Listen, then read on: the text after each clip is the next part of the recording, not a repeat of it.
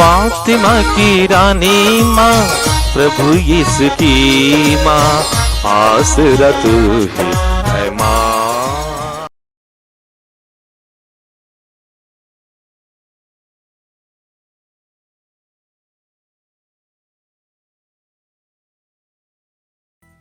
पहला पाठ नबी ईसायास का ग्रंथ, अध्याय 40, पद संख्याएं 25 से 31 तक। परम पावन ईश्वर कहता है, तुम मेरी तुलना किस चीज से करना चाहते हो? मेरी बराबरी कौन कर सकता है? आकाश की ओर दृष्टि लगाओ, किसने यह सब बनाया है? उसी ने जो नक्षत्रों का समूह फैलाता और एक एक का नाम लेकर पुकारता है।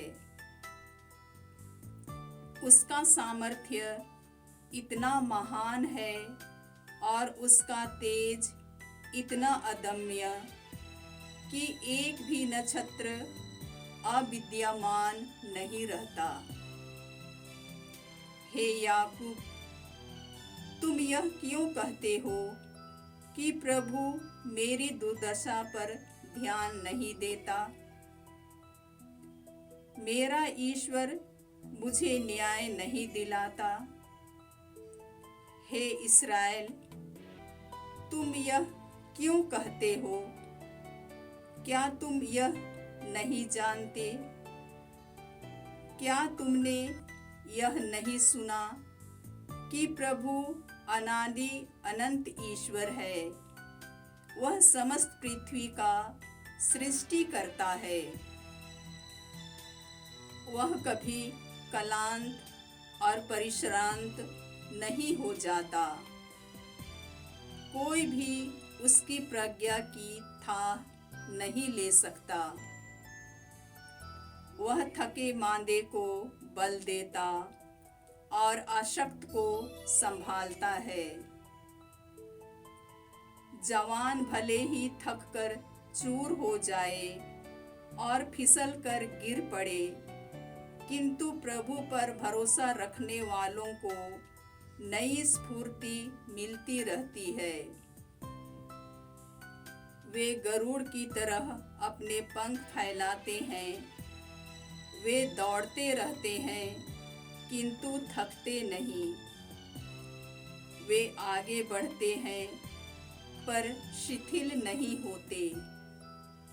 प्रभु की वाणी। ईश्वर को धन्यवाद। भजन अनुवाक्य। मेरी आत्मा प्रभु को धन्य कहे। मेरी आत्मा प्रभु को धन्य कहे। मेरी आत्मा प्रभु को धन्य कहे। मेरा सर्वस्व उसके पवित्र नाम की स्तुति करे। मेरी आत्मा प्रभु को धन्य कहे और उसके वरदानों को कभी नहीं भुलाए। अनुवाक्य। मेरी आत्मा प्रभु को धन्य कहे। मेरी आत्मा प्रभु को धन्य कहे। वह मेरे सभी अपराध क्षमा करता और मेरी सारी कमजोरी दूर करता है।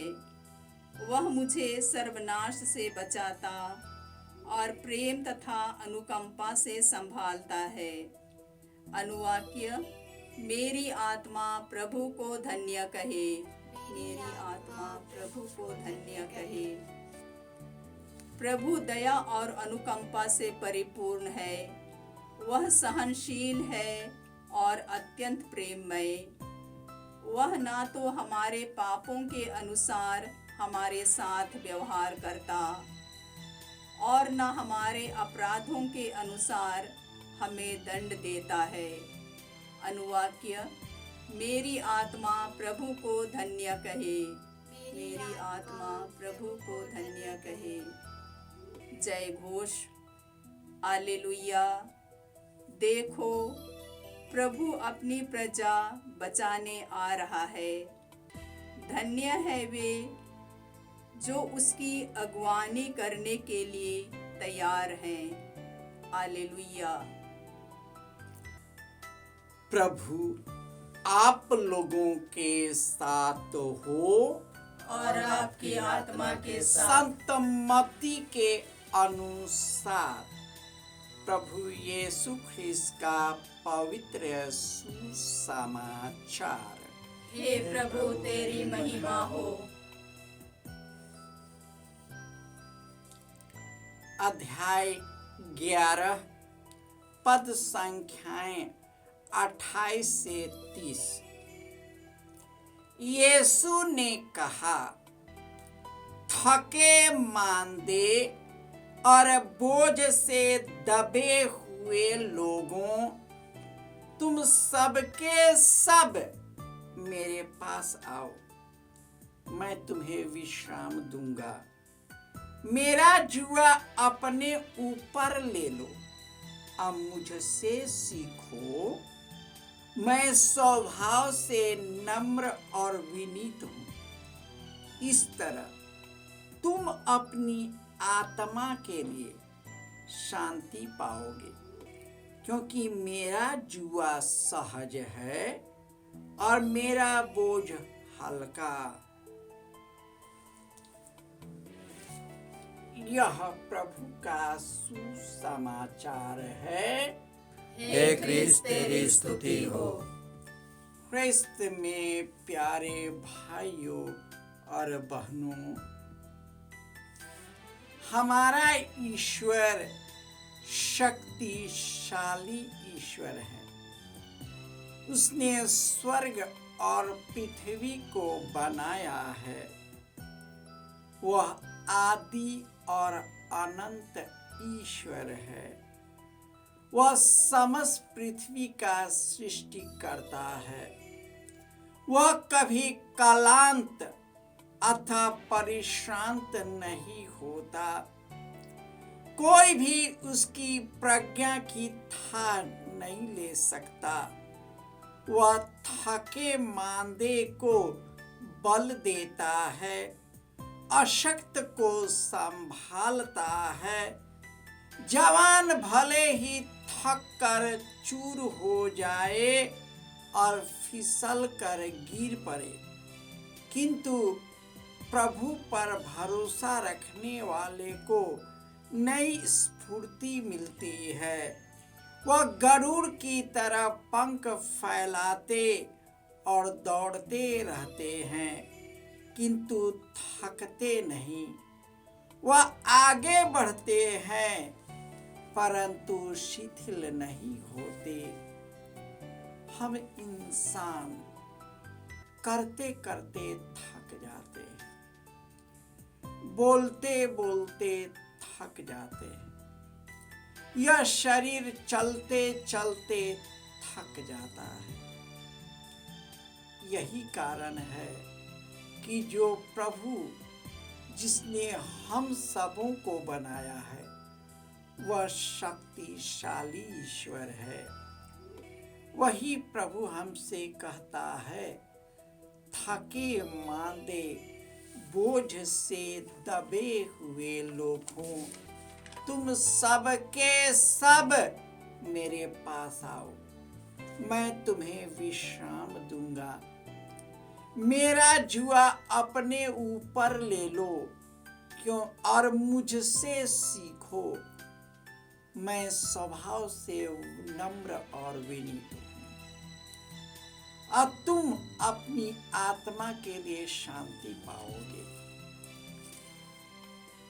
मनुष्य इस दुनिया में थक जाता है, पापों के बोझ से, कामों के बोझ से, चिंताओं के बोझ से, शारीरिक पीड़ा के दर्द से, गंभीर बीमारी से थक जाता है। शरीर जवाब दे देता है। यही कारण है कि ईश्वर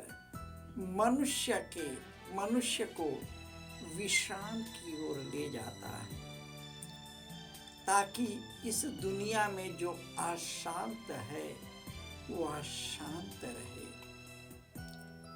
यह जो समय है अपने आप को शांत करने का है, थकावट दूर करने का है, दुखों पर विजय प्राप्त करने का है कि हमारा प्रभु मुक्तिदाता आने वाला है। वह अपने परम शांति में ले जाएगा, जहाँ पर न दुख है, न अशांति है, न लड़ाई झगड़े है, न मतभेद है, न भेदभाव है, न शोषण है, न अत्याचार है, न खून खराबा है, न अशांति और या युद्ध है। परम शांति। जिस दिन इस दुनिया को छोड़ जाते हैं, हम परम शांति में चले जाते हैं। यदि हमने ईश्वर के आज्ञाओं का पालन किया, उसके मार्ग पर चला, उनके कार्यों को करता रहा, धर्म के मार्ग पर चलता रहा, तो हम प्रभु यीशु के साथ पुनर्जीवित हो जाएंगे, फिर कभी नहीं मरेंगे।